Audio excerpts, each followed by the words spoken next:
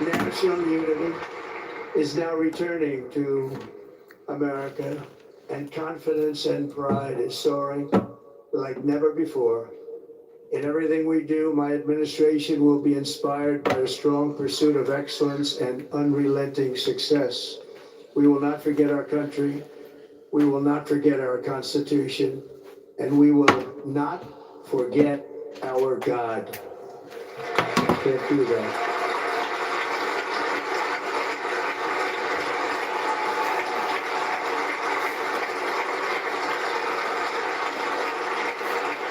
Today, I will sign a series of historic executive orders. With these actions, we will begin the complete restoration of America and the revolution of common sense. It's all about common sense. First, I will declare a national emergency at our southern border.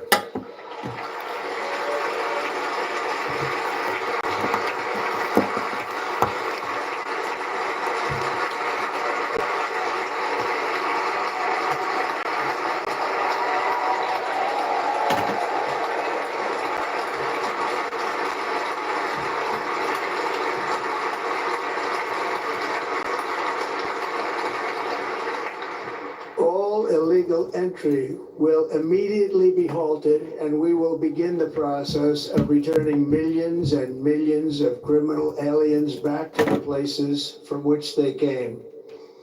We will reinstate my Remain in Mexico policy.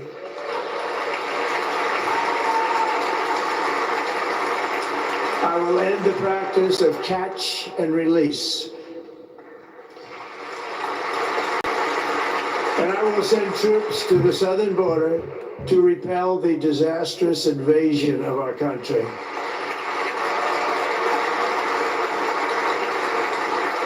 Under the orders I signed today, we will also be designating the cartels as foreign terrorist organizations.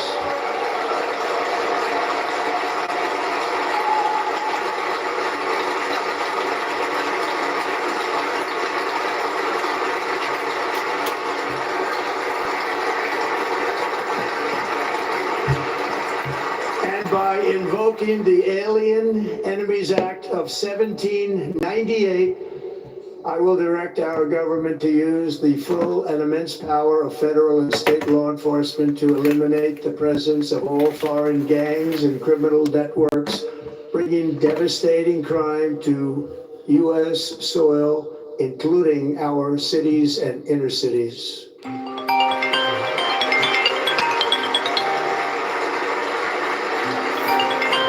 As Commander-in-Chief, I have no higher responsibility than to defend our country from threats and invasions, and that is exactly what I am going to do. We will do it at a level that nobody's ever seen before. Next, I will direct all members of my cabinet to marshal the vast powers at their disposal to defeat what was record inflation and rapidly bring down costs and prices.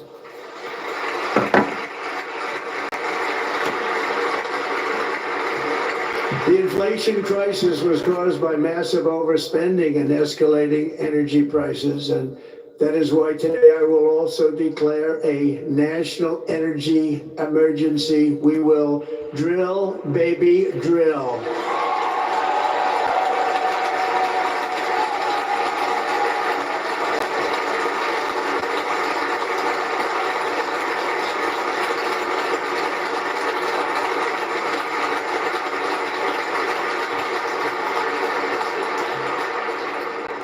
America will be a manufacturing nation once again, and we have something that no other manufacturing nation will ever have, the largest amount of oil and gas of any country on earth, and we are going to use it. We'll use it.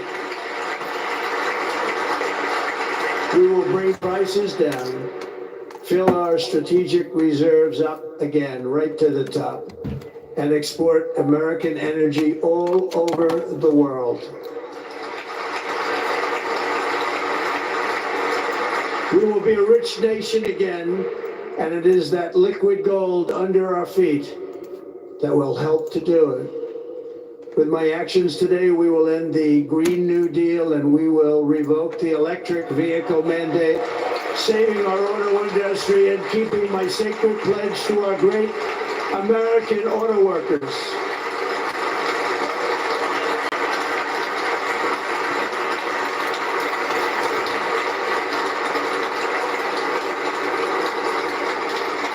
In other words, you'll be able to buy the car of your choice. We will build automobiles in America again at a rate that nobody could have dreamt possible just a few years ago. And thank you to the auto workers of our nation for your inspiring vote of confidence. We did tremendously with their vote. I will immediately begin the overhaul of our trade system to protect American workers and families. Instead of taxing our citizens to enrich other countries, we will tariff and tax foreign countries to enrich our citizens.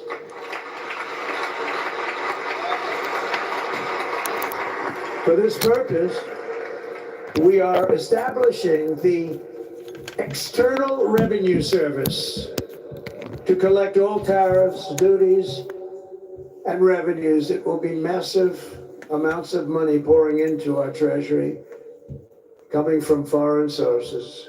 The American dream will soon be back and thriving like never before to restore competence and effectiveness to our federal government. My administration will establish the brand new Department of Government Efficiency.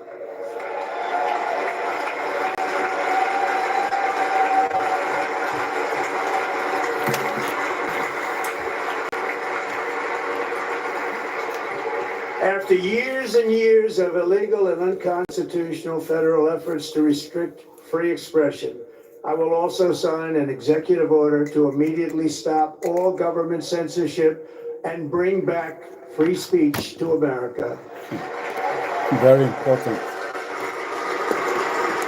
Very, very important point there. Free speech.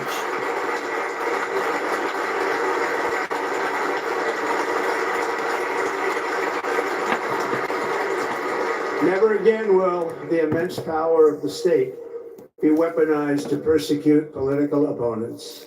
Something I know something about. We will not allow that to happen. It will not happen again. Under my leadership, we will restore fair, equal, and impartial justice under the constitutional rule of law.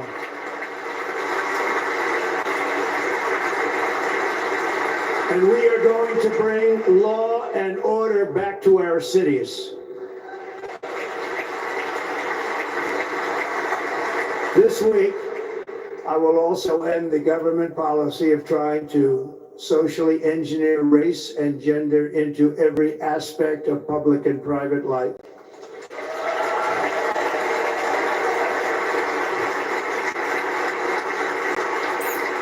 We will forge a society that is colorblind and merit-based.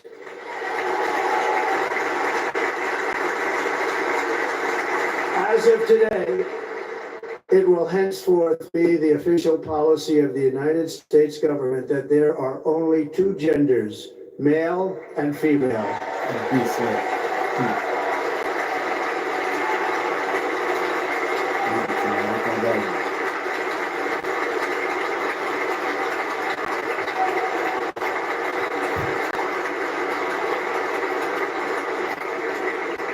This week, I will reinstate any service members who were unjustly expelled from our military for objecting to the COVID vaccine mandate with full back pay.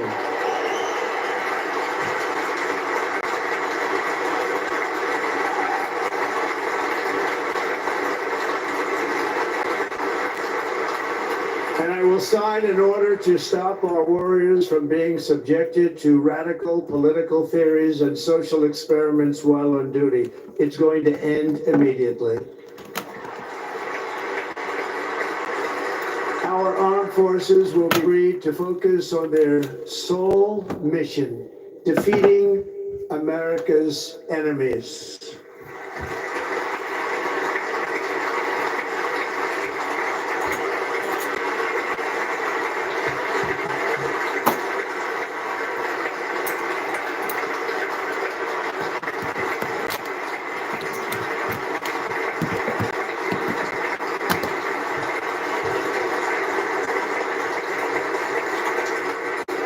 like in 2017, we will again build the strongest military the world has ever seen. We will measure our success not only by the battles we win, but also by the wars that we end, and perhaps most importantly, the wars we never get into.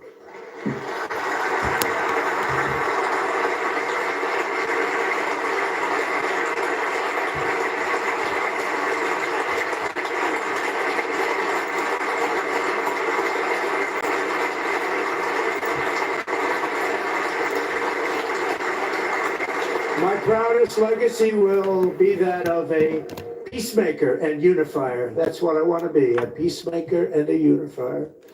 I'm pleased to say that as of yesterday, one day before I assumed office, the hostages in the Middle East are coming back home to their families.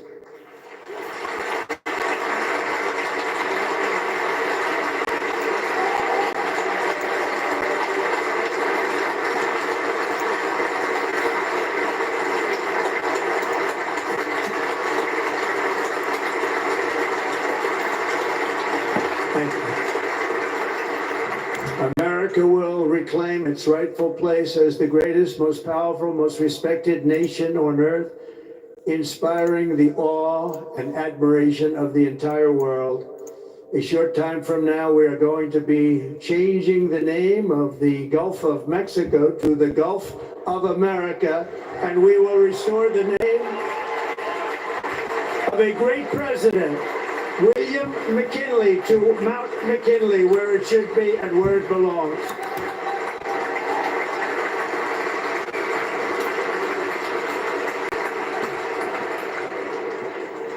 President McKinley made our country very rich through tariffs and through talent.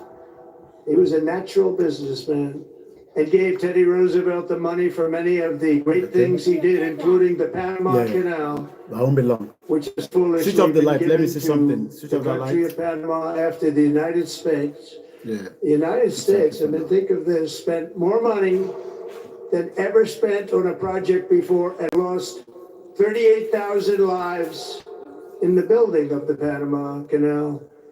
We have been treated very badly from this foolish gift that should have never been made. And Panama's promise to us has been broken. The purpose of our deal and the spirit of our treaty has been totally violated. American ships are being severely overcharged and not treated fairly in any way, shape, or form. And that includes the United States Navy. And above all, China is operating the Panama Canal, and we didn't give it to China, we gave it to Panama, and we're taking it back.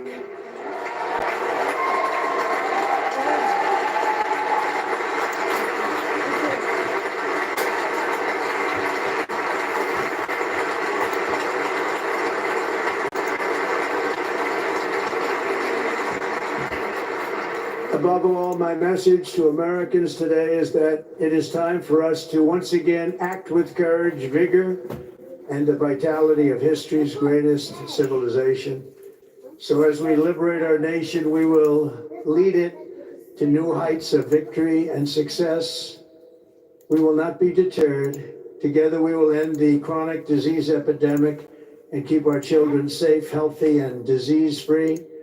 The United States will once again consider itself a growing nation, one that increases our wealth, expands our territory, builds our cities, raises our expectations, and carries our flag into new and beautiful horizons.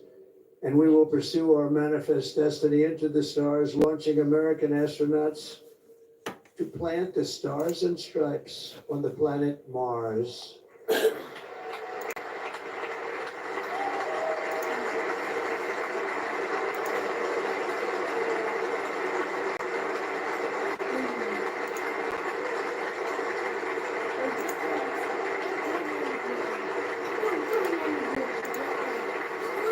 Ambition is the lifeblood of a great nation. And right now our nation is more ambitious than any other. There's no nation like our nation. Americans are explorers, builders, innovators, entrepreneurs, and pioneers. The spirit of the frontier is written into our hearts. The call of the next great adventure resounds from within our souls. Our American ancestors turned a small group of colonies on the edge of a vast continent into a mighty republic of the most extraordinary citizens on earth. No one comes close. Americans pushed thousands of miles through a rugged land of untamed wilderness. They crossed deserts, scaled mountains, braved untold dangers, won the Wild West, ended slavery, rescued millions from tyranny, lifted billions from poverty, harnessed electricity, split the atom, launched mankind into the heavens, and put the universe of human knowledge into the palm of the human hand. If we work together, there is nothing we cannot do and no dream we cannot achieve. Many people thought it was impossible for me to stage such a historic political comeback. Ẹ̀gbọ́n tó ń sọ ẹ̀yìn ọmọ Yorùbá tí bàbá Akíntóyè ń bá sọ̀rọ̀ ẹ̀gbọ́n tí Donald Trump ń sọ bẹ́ẹ̀ ẹ̀ ṣáà ń gbọ́ yìnbó kákàkà tó ń sọ ẹ̀ ń sọ fún yín pé ká tètè kúrò ní nonsense country ká lè wà proud citizen kí ayé wa lè da ẹ fẹ́ takú sínú country tí ẹ wà proud of ṣé ń gbọ́n tó ń sọ̀rọ̀ ẹ ṣáà ń gbọ́ gbogbo tí bàbá Akíntóyè fẹ́ fúnran Yorùbá òun náà lòun sọ ẹ nísìn fún Amẹ́ríkà ṣé gbogbo àná la máa lè lọ sí Amẹ́ríkà ṣá máa kó gbogbo 60 million ọmọ Yorùbá lọ sí Amẹ́ríkà ẹ má yẹ ká tètè nínú ayé ká lè gbádùn ayé ká tó lọ sọ́run ìyẹn tọ́run bá wà ṣá o. From Chicago to Miami, from Houston to right here in Washington, D.C. Sọ fún yín pé ká tètè ká kúrò ní country tó ṣiṣẹ́ fún wa ká pull out together ṣe gbọ́ freedom ṣe gbọ́ freedom ẹ jẹ́ ń lo sound eléyìí ṣe ń gbọ́ dáadáa ṣá kọ̀ọ̀kan ọmọ ẹ̀ tí ní ká slow tv everybody lẹ̀ ló ní right ẹ̀ nílùú yìí ọmọ kékeré ní right ẹ̀ ṣe ṣe ń gbọ́ nǹkan tó ń sọ ẹ bá ń fi sínú comment section ṣe ń gbọ́ tó ń sọ àbí kí n lo laptop à ń gbọ́ ẹ ṣe gan ni. Over every single challenge that they faced. After all we have been through together, we stand on the verge of the 4 greatest years in American history. With your help, we will restore. Rebuild the nation that we love. Rebuild the Yoruba nation that we love. We are one people, one family. One people, one family. Kì í ṣe family pẹ̀lú Igbo, à ń ṣe family pẹ̀lú Hausa, àmọ́ra wa rí. And every child who dreams for their future. I am Ọlọ́run kó jẹ́ káwọn èèyàn wa kọ́ tètè gbọ́n tá à ń sọ o. And I will wàhálà ti pọ̀ jù. We are going to win like never before. We are going to win like never before. Ìran Yorùbá lábẹ́ bàbá Akíntóyè, Aṣẹ̀dùmarè, lábẹ́ olóyè Ìgbòho, lábẹ́ gbogbo àwọn leaders wa, lábẹ́ YSDF, lábẹ́ Fẹ́lódùn, Àwòrò Ṣàṣà, Iron Lady, lábẹ́ gbogbo ọmọ ìpínlẹ̀ Yorùbá tó fẹ́ Yorùbá nation tó ń ṣàwọn tó ṣe ní àwọn fẹ́ APC tó ń fìyà jẹ yín. But we are going to bring it back and make it great again, greater. Make it great again. Ìran Yorùbá àwa náà lè wà great again. No other, full of compassion, courage, and bọ̀tẹ́ bá náà ẹ̀fẹ́ kó yà tètè máa wá visa tó fi lọ sí Amẹ́ríkà ni o kí wọn náà lọ máa gbádùn níbẹ̀. Mo kí gbogbo àwọn medias wa. Mo kí ìyá tó bí mi lọ́mọ, mo kí àwọn ìyàwó mi. Including by people of religion, faith, and will. We will be prosperous. We will be proud. Proud. We will be strong. Strong. Win like never ẹ ṣe à ń gbọ́n tó ń sọ náà. We will not. Ẹ má bínú, mo ní láti máa ṣe voice over díẹ̀díẹ̀ lé lórí torí mi kọ́ mo ní. We will not be broken. Tó bá yẹ pé fún mi lówó ni èmi náà lọ sí Amẹ́ríkà máa lọ record the life àti lówó àìrètí débẹ̀ ọlọ́njà débẹ̀. Nígbà tá a bá ti ní country tiwa àwa náà lè lọ káàkiri pẹ̀lú passport Yorùbá tó ń ṣiṣẹ́ tó ń ṣe ti Nàìjíríà. Nothing must stand on our way. In tó bá fẹ́ stand on our way ká gbádànù ní kíákíá. Thank you. God bless America. God bless America. God bless Yoruba nation. Òun lẹ ti gbọ́ yẹn. òun ni a ti jọ gbọ́ tí Donald Trump tó ti give inaugural speech after tí wọ́n ti swear in iṣẹ́ bẹ̀rẹ̀ paraku ẹja gbélé kúrò ká mute ilé. Can you come and switch on the light for me? This one please. Turn on. Yeah, tabara ẹni tó fẹ́ pè àdẹ̀fẹ́ pẹ́ lórí program yìí tabara àwọn tó ní ọpọlọ tẹ̀ní tẹ́ fẹ́ bá mi sọ ẹ pè wọlé. America the Beautiful. A ní láti máa gbọ́ gbogbo yẹn bọ̀kẹ́ sì máa wo ohun tó ń lọ níbí báyìí.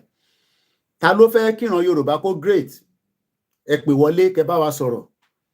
Torí pé à ń sọ pé a fẹ́ country tá a wà nú ẹ̀ nísìn nobody is happy, nobody is satisfied. A wà nú country tá a wà satisfied tó jẹ́ pé inú pain ni gbogbo wa wà lójoojúmọ́. Tí everybody tó ń wá nǹkan kan nínú country yẹn tí kò dẹ̀ lè rí àfi tó bá mọ̀yàn àfi tó bá ní connection.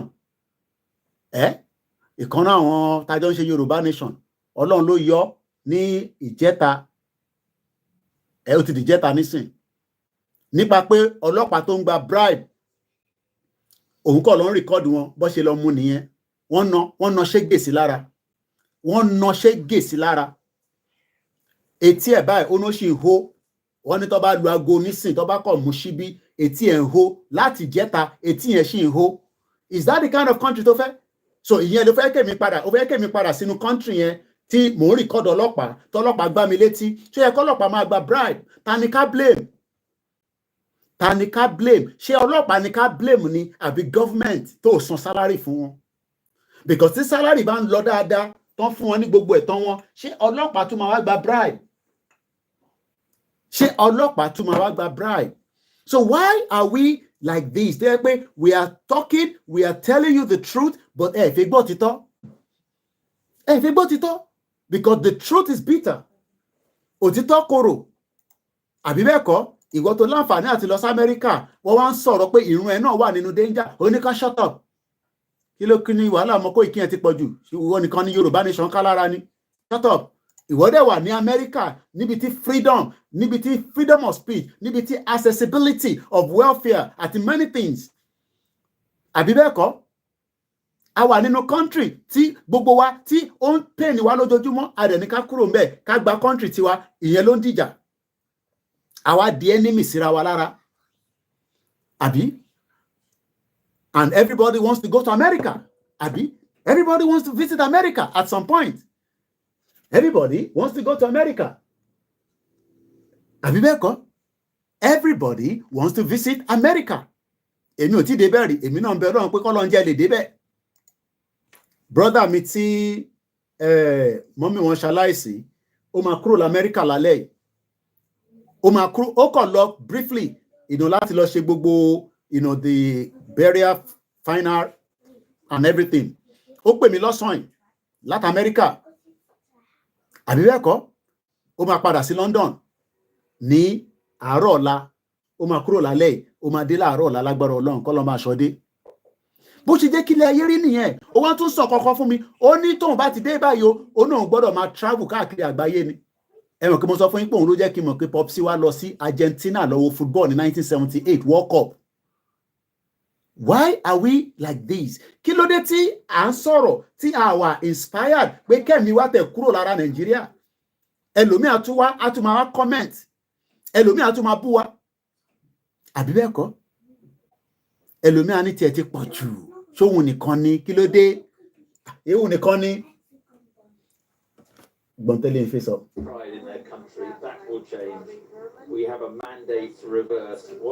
Àwọn yẹn náà ṣe analysis ni. Tabarẹ̀ tó bá fẹ́ pè tí là fẹ́ pẹ́ lórí ẹ̀. Torí akọ̀mílẹ̀ wa ká lè wà encourage. Andrew don check out Nigeria go better. Ọ̀ràn mi létí bàbá mi Waris Jinadu. Pé Koiki ó ti gbàgbé ni. Andrew no check out Nigeria go better. Nigeria go better. Nigeria go better. David Lamy wá sọ fún mi àti ẹ pé in the next 50 years Nigeria máa dá. Olúwa ti pé 90-something years. Èsì tí egungun wa le tára wa le koko àwọn àgbàlagbà ò lè ṣe nǹkan kan mọ́. Gbogbo àwọn ọmọ mi tẹ́ ẹ rí nínú comment section yẹn àwọn ò ní strength yẹn mọ́ bọ̀ wọ́n lè máa fi àdúrà tì wá lẹ́yìn àwọn ọ̀dọ́ ní ká dìde. Àwọn ọ̀dọ́ ní ká jọ dìde. Tẹ́yìn bá sọ pé ó ti yá wa náà. But ẹ bá sọ pé kò tí yá, no problem. Àbí bẹ́ẹ̀ kọ́? Ẹ wo bí nǹkan ṣe ń lọ ní ojoojúmọ́. Ìlú táwọn èèyàn wà tó ń ṣọ́ iná lò, tó ń ṣọ́ iná, kò sí iná lórí fóònù àwọn èèyàn. The pain is too much. Èmi ò mọ̀ tá tún ṣe fẹ́ sọ sí. I don't know how we're gonna explain it. But in tí mo mọ̀ ni pé tí gbogbo wa bá sọ pé ó ti ready, kájọ sọ pé ó ti ready. Kò ṣe pé a máa ní olóyè Ìgbòho yá, à ń rí ẹlọ́run kan máa lọ síwájú, máa jó lọ mọ̀ ń wẹ̀ yẹn. Torí olóyè nìkan kọ́ ló fẹ́ Yorùbá nation. Gbogbo wa la náà jọ fẹ́ Yorùbá nation. And it is high time that we all make that final push. We are not fighting the government. We are not having any issue with the government. Ẹ̀tọ́ wa là ń béèrè fún. Ẹ̀tọ́ yẹn dé gbọ́dọ̀ dé wa lọ́wọ́. Wọ́n gbọ́dọ̀ fún wa lẹ́tọ́ wa. Because we have not committed any crime under international law. The government might not be happy with it, but we are telling the government that we want to go. Mo sọ̀rọ̀ nípa freedom. Nígbà tí mo wà ní Ìtàlẹ́ nǹkan, a ti sọ̀rọ̀ dé unity. Òun ní pépà ìmọ̀ mu wálé. Ó wá kù freedom. Mo wá ń béèrè pé ta ló mọ meaning freedom? Tí bá sọ pé freedom, kí ni understanding ẹ̀yin pẹ̀lú freedom? What is the meaning of freedom? Ṣàfẹ́ freedom ni àbáfẹ́ wà níbi tí ara ni wá, tí gbogbo nǹkan lọ right, tí gbogbo wa dẹ̀ ń ṣe wàhálà, ẹni tó wà nílé ń ṣe wàhálà, ẹni tó wà níta ń ṣe wàhálà, ẹni tó wà láfíríkà ń ṣe wàhálà, ẹni tó wà ní Asia ń ṣe wàhálà. Do we want the freedom? Do we want our freedom? Or you just want us to be coming out? Ká máa jọ pariwo báyìí, ká máa pariwo mọ́ra wa. Ká máa ní Koiki orí kò ní respect. Orí bó ṣe ń bá wa sọ̀rọ̀. Bó ṣe ń ká mi lára lèmi ṣe ń sọ tèmi. Mo dẹ̀ ti sọ gbogbo ọ̀rọ̀ tá bá ń sọ àsọ sẹ́yìn tá jọ ń ṣe Yorùbá nation. Àwọn tí wọ́n ti gbọ́ bóyá reaction mi bóyá change wọn. But wọ́n ní gbọ́. Because àwọn tí wọ́n ti gbọ́ yẹn àwọn sì wo pé bóyá nǹkan kan wà ń bẹ̀. Ṣé mi nìkan ni máa jẹ gbogbo Yorùbá nation tá bá gbà? Ṣé mi nìkan ni máa gba gbogbo country tá máa jẹ gbogbo ẹ̀? Àbí bẹ́ẹ̀ kọ́? Is it not going to be for the benefit of everybody? Ṣé ẹ fi pé bá ṣe wà labroad, some of us are happy. Ká jókòó sí bíbá tí gbogbo tó jẹ́ nǹkan wa ní ilẹ̀ Yorùbá tó ń bàjẹ́ lọ, tá ń rí báyìí. Tí gbogbo wa dẹ̀ ń wò lójú báyìí pé nǹkan ń bàjẹ́ lọ. So when do we want to go? And this is the reason why Kashin sọ pé let us. We are grateful that you are the one that have called him for such a time as this, that America would begin to dream again. Níjọ́ ni Yorùbá náà máa dream again. Gbogbo ala ti gbọ́ pé nígbà àwọn bàbá wó lọ́wọ́ àwọn kan gbádùn. Kí ló dé táwọn wá gbádùn nísìn nígbà ayé tiwa? Why is it difficult? Wọ́n mú gbogbo visa àgbáyé, wọ́n lọ́kẹ̀, wọ́n jẹ́ káráyè lọ anywhere. Nigerian passport kò lè gbé wa lọ anywhere. Àdúrà ló ń ṣe yẹn. Yẹn mo ṣe sọ fẹ́yìn tẹ́ bá ní ká máa ṣàdúrà. Bá ṣe ń gbìyànjú, a máa fàdúrà tì. Ṣẹ́gbọ́? Ṣẹ́gbọ́? Èèyàn dúdú ló ń ṣàdúrà lọ́wọ́ báyìí.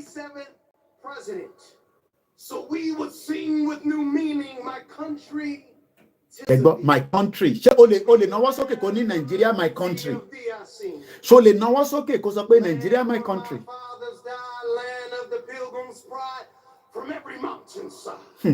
Kábíyèsí Ọlọ́run. Let freedom. Ẹ gbọ́ freedom. Ṣé ẹ gbọ́ freedom? We believe that you will make this come true. So let freedom ring. Freedom ring. From the prodigious hills freedom. of New Hampshire. Freedom. Let freedom ring. O tún dárúkọ freedom. From the mighty Ìntí gbòwó ń torí ẹ̀ jà tó sì sàkáǹtẹ̀ tó fi pa sínú ilé tó pààyàn méjì sínú ilé. Ìntí bàbá Akíntóyè ń sọ, ìntí chief Mamu ń sọ, ìyá jagun kò gbọdọ̀ kú, ìfẹ́ lódùn, àwòrò ṣàṣà, Iron Lady, General Trustina, àwọn oríṣiríṣi ìlànà, America, UK, Canada, gbogbo ẹ̀yin ìyá wa olórí, ẹ̀yin princess, ẹ̀yin bàbá, ìbí freedom, ẹ tún gbọ́, ó tún dárúkọ freedom. Ó tún dárúkọ freedom. Ó tún dárúkọ freedom. Mo ti lose track how many times ló ti dárúkọ freedom. Freedom yìí náà ṣá ni. Freedom. Let we be free. Freedom. Freedom. To speed up that day, all of your children, black men and white men, Protestant and Catholic, Jew and Gentile, will be able to sing in the meaning of that old Negro spiritual. Free at last. Freedom is the power of the right to act, speak, or think as somebody wants. Tó bá free, orí a máa pé wàá máa lè ronú dáadáa. Kò ń ṣe pé ọlọ́pàá tó ń gba bribe, ó wá fẹ́ record ẹ̀, ó wá ń gba elétí. Tó yẹ kọ́lọ́pàá máa gba bribe. Ṣé a máa wà nínú country tiwa, ò ní lè record ọlọ́pàá. Ṣèbẹ́yìn náà rí bá ṣe record ọlọ́pàá nílùú yìí. Ta máa gbé kámẹ́rà sí wọn lójú, ta máa tẹ̀ sí wọn lójú. Ẹ dìde. Ọmọ Yorùbá dìde. Kí ni nǹkan tẹ́ tún fẹ́ ká sọ fún yín? Kí ni nǹkan tí ẹ tún expect pé ká tún sọ ju ìta ti sọ láti bí 4 years? Olóyè ò lè ṣe fún rẹ o. Bàbá Akíntóyè ò lè dá ṣe. Gbogbo wa gbọ́dọ̀ sowọ́ pọ̀ pẹ̀lú wọn kájọ push. Kí ni mo sọ? Gbogbo wa gbọ́dọ̀ sowọ́ papọ̀ kájọ push. Ayọ̀mí Kúndámíjù mo kí yín, ẹ̀yin ta Amẹ́ríkà, gbogbo ẹ̀yin ta Amẹ́ríkà mo kí yín, congratulations. Ẹ̀yin tẹ́ ti ṣe Democrat, ní kẹ́ fi Democrat sílẹ̀, ìjọba tuntun ló wà ń bẹ̀. Àwa ta dẹ̀ fẹ́ Yorùbá nation, ẹ rò pọ̀ mọ́ Trump, ẹ kọ lẹ́tà sí senator yín, ẹ bá wa push. Kẹ́ sọ fún wọn pé Yorùbá fẹ́ lọ. Ìyẹn ní pé kẹ́ fi membership Democrat yín sílẹ̀, because government tó bá wà in power ìyẹn máa ṣe kí ni? Ta ló tún fẹ́ sọ̀rọ̀ yìí nísìn? Vice President embrace their newly appointed roles. Ẹ ká ṣe ìyẹn. So mo bẹ̀ wá, mo rọ̀ wá. This is not the time to joke. This is the time where I can feel pain. This is the time. Ká push pressure, ká sọ fáwọn olóṣèlú wa pé a fẹ́ lọ. Bó bá yẹ pé kẹ́ lọ bẹ̀ wọ́n, ẹ lọ bẹ̀ wọ́n. Wàhálà yìí ti pọ̀ jù. Níjà ọ̀la fẹ́ lólé ayé náà tí a máa ṣe yìí. At some point, olúkálukú bus stop ọ̀tọ̀ọ̀tọ̀ ni. A kàn ń pray pé kí ẹ̀mí wa kó gùn ju àwọn tí wọ́n wà níwájú wa gan lọ. Káwọn tó wà níwájú wa ní sàwọn ìyá wa kán pẹ́ sí wa lọ́wọ́. When you leave Nigeria, you will understand and see the meaning of freedom. Ayọ̀mí Kúndámíjù. Pé tó bá kúrò ní Nigeria wàá rí freedom. So tá bá rẹ̀ tó bá fẹ́ pè wọlé, mo kí ni number wa again? Studio number wa +44 74 044 0591. 1 hour náà ni.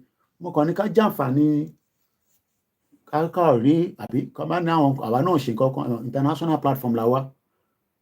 Ìtọ́dẹ̀ ń sọ nísìnyí ṣàgbọ́ freedom nínú ẹ̀. Ọlákúnlé ní we won't beg to be free. We will fight ourselves out. Okay. Wọ́n ní ká má beg. Ayọ̀mí Kúnlé, I am a Republican from day one. Mo kí gbogbo wa o. Èmi ò mọ̀ tẹ́mi tún lè ṣe ju ilé tá à ń ṣe lọ. Ìtawà mọ̀ ṣe là ń ṣe as a journalist. The courage to face our fears. The courage to face our fear. Mo like ibẹ̀ yẹn. The courage to face our fear. Ìbẹ̀rù ló pa wá bá. Èmi dẹ̀ mọ̀ pé ọmọ Yorùbá ò bẹ̀rù. Tó bá ti lu aago àbí àní bẹ̀rù. Ká jáde dáadáa. Ká jáde ní gbogbo ìpínlẹ̀ tó bá ti ní ká jáde. Bó ṣe fẹ́ ṣe èmi ò tí mọ̀. Ọ̀nà tó máa gbà mú tí mọ̀. Ẹ wo Americans. Wọ́n gbádùn. Ọmọ Yorùbá tó yẹ kó máa gbádùn, kó máa ṣọlá. Mo ń sọ fún yín nípa bàbá wa Adébísí Ìdíkan. Wọ́n ló kọ́ ilé 99 rooms. Ilé kan ó wá ní 99 rooms nínú ẹ̀. Ní Ìbàdàn bẹ́yẹn ní 18th century ló kọ́. 18th century. Ilé yẹn ò dẹ̀ tí wò. No, kí ló fi kọ́ léyìn níjọ́ náà lọ́hùn? Irú mẹ́ta wo ló lò? Irú òkúta wo ló lò? Irú yẹ̀pẹ̀ wo ló lò? Irú sìmẹ́ǹtì wo ló lò? Tí kò wò. Ìtọ́ṣẹ̀ ń kọ́ ní tìgbàlódé ó ń dà wọlé wa lórí.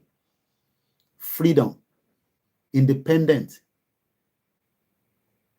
Ẹ má yẹ kó sú wa. Ẹ má yẹ kó rẹ̀ wá. Ẹ jẹ́ ká ṣara gírí, ká yọ ìbẹ̀rù. Tá bá ti lè mú ìbẹ̀rù yẹn kúrò, àkọ́ńkà fíà wa. Bọ̀tà báwọn pé Ìgbòho nìkan ní kò bẹ̀rù, òun nìkan ló gbogbo wa ni a ní ọkàn, gbogbo wa pátá. mo kí ẹ Ògùn Náírà Films. Gbogbo wa pátá ni akíkanjú obìnrin, ọkùnrin, ọmọdé, àgbàlagbà ní gbogbo ibi tá a bá wà nílẹ̀ Yorùbá, àtàwọn tá a wà ní African countries, àtàwọn tá a wà ní Europe, àtàwọn tá a wà ní Asia. Ayọ̀mí Kúndámíjù ní the courage to face our fear, and that is why we have Yorùbás have to go to battle to get our freedom. So be it. God have, we shall return. Gbogbo ọmọ tí àkàrà bá kó sínú epo ló máa kó jáde. Kò sẹ́ni tó máa bọ́ lẹ́yìn bàbá wa Olóyè Ìgbòho, kò sẹ́ni tó máa bọ́ lẹ́yìn bàbá wa Professor Akintoye. Àmọ́ ẹ jẹ́ ká prepare mind wa. Tá bá ń sọ pé ká máa extend it, ká máa extend it, ká máa extend it. Nílé wa proud Yorùbá people around the world. Lóòótọ́, àwọn kan lè máa sọ fún yín pé leadership problem. Ẹ má dá wọn lóhùn, kò sí nǹkan tó ń jẹ́ leadership problem. Nàìjíríà ti kọjá ọ̀rọ̀ leadership problem. Ìran Yorùbá fẹ́ dá dúró, ó fẹ́ ní independent country tiẹ̀. Ká rán ìjọba tiwa. Ká fi gbogbo ràkàtíà tí kò ṣiṣẹ́ tó sọ wá sẹ́yìn. Tá wà backwards for many years and many decades. Àwa ń wà nínú country tí mi charge kìíní látẹ̀ nǹkan ṣá. Náà tẹ̀lé ní kó máì tí lọ cut mọ́ mi lẹ́nu. Ok, mo fi sínú náà délẹ̀ ni láti mọ̀ sínú Nàìjíríà. Ìyá wa Olúṣínà Jeffrey Taiwo wọ́n ní Koiki, freedom is a peace and liberty. Ẹni tó bá ti ní freedom wá ní peace. Ṣọ́ọ̀ṣì rí àdèlò ẹ̀rù ń bà wá. Ká má lọ kó má dàbí ti Ọ̀wọ̀ massacre. Kó má lọ blow wa mọ́nu ṣọ́ọ̀ṣì. Mọ́ṣáláṣí àyà wa ń já. Tó bá rìn lójú títì ẹ̀, ibi á máa pààyàn. Wàá rẹ́ni tó wọ suit á máa tọrọ owó. Tó bá sọ certificate tó wà lọ́wọ́ ẹ̀, ó ní at least up to masters. Kò síṣẹ́, kò sí industry. Tinubu lè máa gbìyànjú, but the damage is too much. The damage is too much. Ẹ pín country yìí. Ẹ má yẹ kó dìjà, ẹ pín country ká máa lọ. Ẹ má yẹ kó dìjà tá máa ṣètò wá padà sórí round table nígbà tí nǹkan bá ti bàjẹ́. Àwọ̀ ní agbára láti jà. Kí ló tún ṣe nísìnyí? Trump. The president and official party depart the platform. And for the president, it's now off to work. He will see his predecessor leave, and then he will go to greet all those in the Emancipation Hall who have gathered to Ẹ witness. jẹ́ àgbà country wa. Ẹ gba country, ẹ jẹ́ ká jọ gbà. Ẹ ká jọ gbà. Ẹ tẹ̀ fi gbé labroad, àmọ́ ká fi gbé labroad. Kò ní jẹ́ priority mọ́. Ẹ ká jọ gbà. Ẹ ká turn out tó bá ti ní ká jáde. The more tèrò bá ṣe pọ̀ ló máa lè ran tó wà nílẹ̀ yìí. Èrò ló lè jẹ́ kí ọ̀rọ̀ Yorùbá nation kó push bí atérò bá pọ̀ níta torí pé àwọn èrò ló pọ̀ báyìí. Ṣé gbogbo ilẹ̀ fẹ́ Yorùbá country? Gbogbo ilẹ̀ fẹ́ dá dúró? Trump ó ti lọ bẹ̀rẹ̀ iṣẹ́. Executive order máa jáde parapara nísìn. Parapara ní wọ́n máa ó ti kọ́lẹ̀ ọkọ̀ máa sign ní para ẹ̀rí kó máa bẹ̀rẹ̀ sí jáde nísìn breaking news. Ẹ jẹ́ àgbà freedom wa. Ẹ jẹ́ àgbà freedom fẹ́ni tí yà ń jẹ lọ́wọ́ yìí. Ìwọ tá rẹ̀ lé koko má bẹ̀rù. Ikú kan lè pa wá. Gbogbo arájọ máa délẹ̀ lérí. Ìwọ tó jẹ́ ọmọ 20 years old. Ṣé o mọ̀ pé tá bá ti gba freedom nísìn? Kò sẹ́ni kankan tó máa harass. Kò sẹ́ni tó máa nù ẹ́ pé torí owó jeans tó ya. Tó bá ti disturb anybody. Ibi wọ́n ló wọ jeans Votage sọ pé, but we should all know that freedom is not free. We must come together to fight for it. Kò ń ṣe Ìgbòho nìkan lè dá ṣe. Akíkanjú ni gbogbo wa. Ẹ jẹ́ ràn lọ́wọ́. Ẹ jẹ́ ràn bàbá Akíntóyè lọ́wọ́. Ẹ má wò wá tèmi. Ẹ má wò wá tèmi. Ẹ jẹ́ ràn ra wa lọ́wọ́. Èyí tẹ́ wà labroad, ẹ encourage àwọn ọmọ yín. Ní káwọn lọ́lé, bọ̀ tó bá ti ní ká jáde, káwọn náà jáde. Ẹ kọ́ àwọn ọmọ kéékèèké jáde. Kán lè mọ̀ pé wọ́n fẹ́ padà lọ sí ilé. Ṣé bẹ́ẹ̀ ṣe ń rí state yín ní Èkìtì yẹn ṣe lè kọ́ àwọn ọmọ yín kẹ́ lọ jókòó sí Èkìtì pẹ̀lú wọn kọ́ lọ máa gbé lẹ́kìtì ṣé mi lè kọ́ àwọn ọmọ yín nísìnyí kí ní kọ́ ó yá ká nìṣó níjẹ̀bú Òde níbi tí kò síná níbi tí mosquito ń jẹ̀yàn tí bá tẹ̀ ṣe gbogbo nǹkan sínú ilé ṣé security wà gbogbo eléyìí ó máa stop because government tiwa ló máa control in tí a fẹ́ government kan ló wọlé nísìn executive order máa jáde our government will protect us they will defend us kò ń ṣe pé màálù máa jẹ oko a máa lọ report àwọn tó lọ report ní ọlọ́pàá máa so mọ́lẹ̀ wọ́n sì tún send audio kan sí mi lénìí a lè continue báyìí o mo ń bẹ̀ wá a lè continue báyìí. Talk about what you might do about Greenland, for example, or he didn't bash the Allies, for example. No, I mean, it was a great ceremony, even though it was inside, not outside. It was a great ceremony, but the politics of it all were unmistakable. I don't know. I don't know what more to say. I know we want to be free, but I got your fear and kúrò. Eléyìí ni mo fẹ́ gbogbo àwọn mídíà sọ ẹ máa sọ fáwọn èèyàn pé ìbẹ̀rù yẹn ẹ jẹ́ ká yọ kúrò tí gbogbo wa bá yọ ìbẹ̀rù kúrò we will succeed, we will conquer our enemies. Gbogbo wa ti mọ àwọn ọ̀tá wa.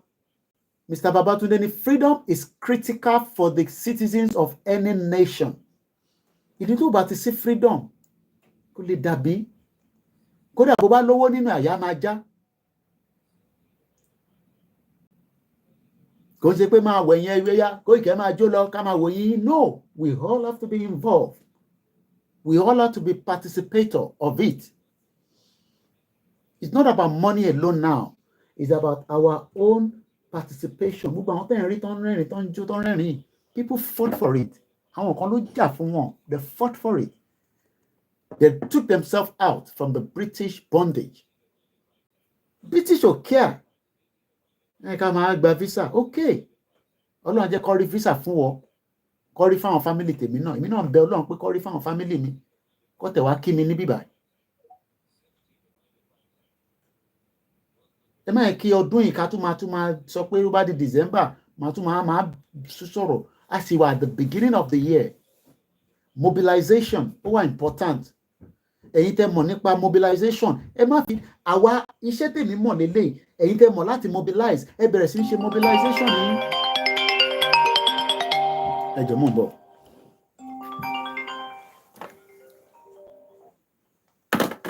Yo. Yes.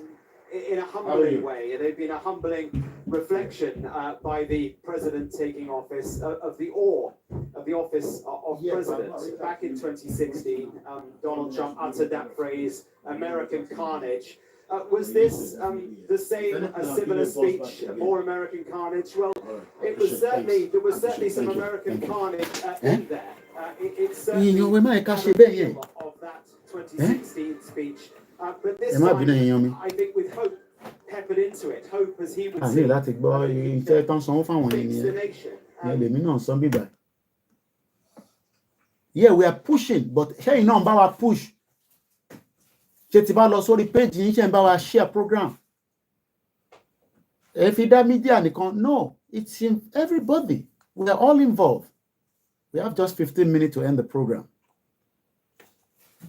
And I know that with the effort of every one of us, we have already succeeded.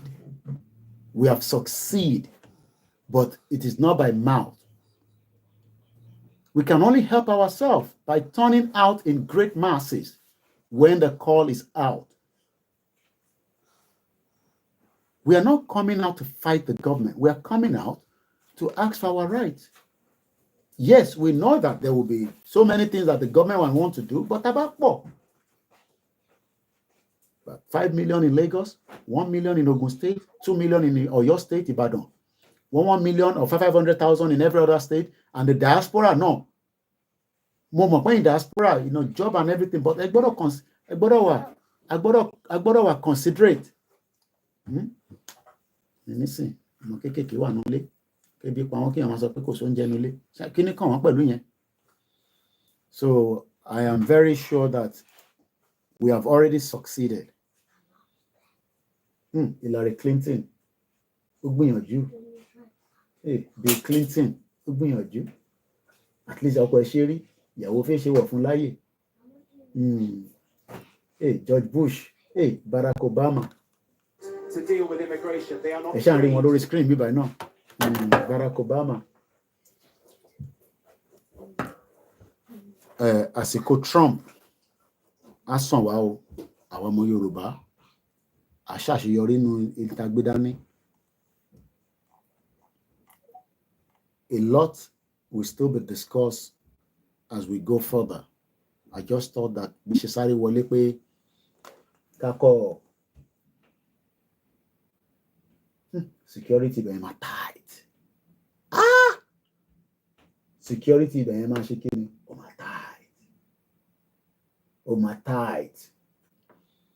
So I will probably start winding down and I'll leave it like that. I hope you've enjoyed something out of it, which is freedom. Freedom is the key. We are going to be free. We are all going to be free, but it is not by mouth. It is by all our individual effort. Individual effort. Ẹ̀yin play role yín. Ẹ jẹ́ kí Igboho play role tiẹ̀. Ẹ jẹ́ kí Baba Akintoye play role tiẹ̀. Ẹ jẹ́ kí Chief Mamu play role tiẹ̀. Ẹ jẹ́ ká Young Lady play role tiwọn. Ìfẹ́lódùn, Àwòrán Ṣàṣà, YSDM. And then ká wá put gbogbo effort yẹn, ká lock it in, be Voltron. And then we push out. And we will succeed. And that I am 100% sure about. That we have already succeeded and we will continue to succeed. My name is OLAYOMI KOIKI. That is how far we can take you on the Trump says America decline is over. I hope you learned something this evening from this very short but powerful 47th presidential inauguration of Donald Trump that have just taken place in America. A lot of things will be going on right now that Trump would do. We pray that Ubuntu bá fẹ́ ṣe káwa kó favor àwa náà ìran Yorùbá so that we can live out of the country that was never ours. OLAYOMI KOIKI, President Zelensky has immediately written a note of congratulations to Donald Trump. Should we bring in our James Matthews, who is in the White House? We're just looking outside the White House. We're just looking at those images of Joe Biden and Jill Biden alongside so just Donald another Trump. few minutes and I'll end the broadcast. This is a big moment as well of the day, isn't it? Yeah, it is a big the moment. End of a Yeah. political career. And Ron Phillips is with us. Yeah. This is America right here. Yeah. You have one Helicopter administration to saying go to and about stand another by. administration in Helicopter to my front good of Trump. the United States Capitol after inaugural ceremony. This is what a total peaceful transfer of power. Transfer of power. Kò sí jà, kò sí gbẹ̀gbẹ̀gbẹ̀, kò sí go to court. Everybody accepts that it is done and it is done. So kò sí ẹni we no go agree, we no go agree. No. Nobody is saying that. You have to agree. Because any kankan tó bá sọ pé we no go agree, you have to agree. You have to accept, the result. And that's exactly what has happened. Yeah. I mean, it's an emotional moment, isn't it? It's 5 decades of a career. Now coming, This is how we want to have a country, that there will be transition of power, no breaking of bottle, nobody will die, nobody will be killed. That is the kind of Yoruba country. We have 11 minutes, program in 1 hour. We have 10 minutes left. Babawa Oshikoyani, you receive a powerful message of hope from President Trump, affirming the importance of freedom for all Americans. This underscores just how essential freedom truly is. Ẹ̀gbọ́n kan tí bàbá mi yẹn sọ mẹ́yẹn pé Koiki pé So gbọ́n tí Trump sọ, when you receive a powerful message of hope, hope yẹn dẹ̀ lè ní fẹ́ gbé wá fọ́mọ Yorùbá, kò sẹ́ni tó fẹ́ ogun, a fẹ́ ja ogun kankan, a fẹ́ lọ ní peaceful way, but peace yẹn gbogbo wa gbọ́dọ̀ jọ jáde together. Kọ́ máa rò pé terrorist ni wọ́n, a kì í ṣe terrorist, a kì í ṣe secessionist, a divide the country.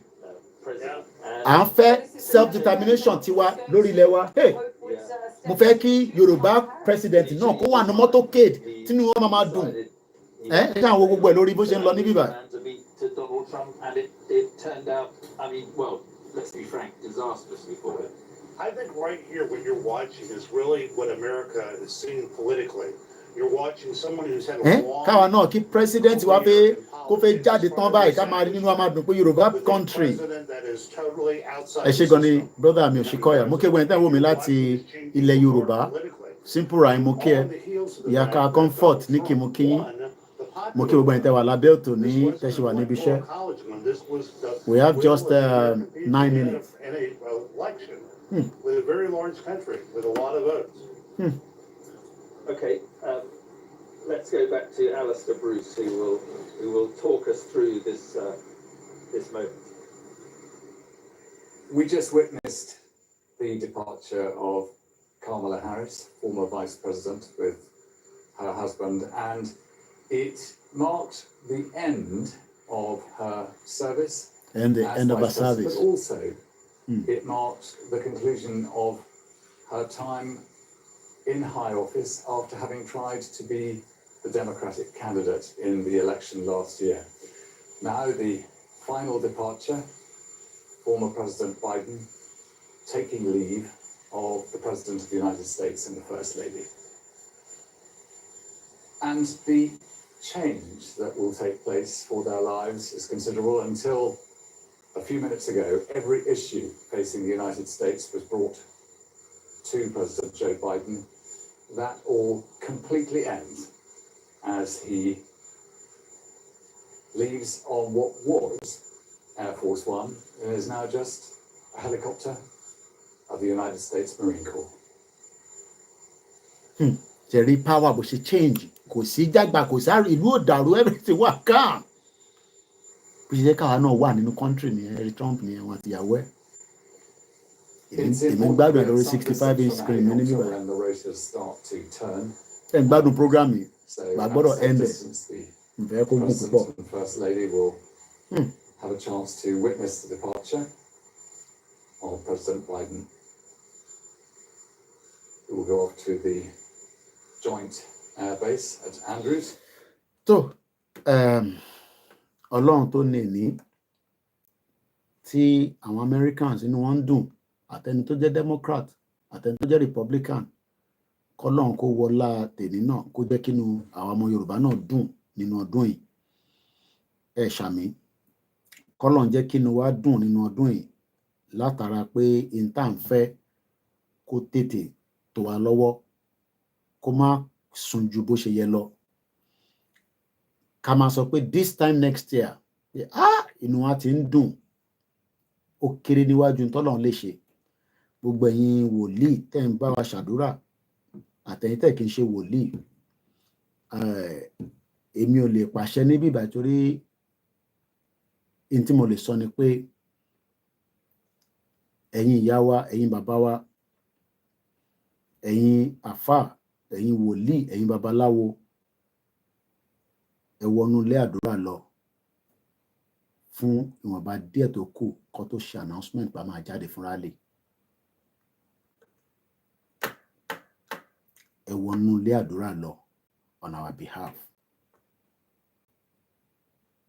Ẹ wọnú ilé àdúrà lọ fún wa ká lè jáde tán. I will leave it like that.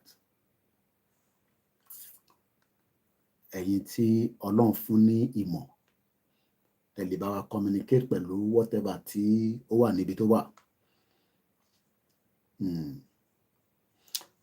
Ẹ̀yin ọ̀dọ́ wa tó kù, ẹ lọ múra dáadáa. Ẹ lọ múra dáadáa.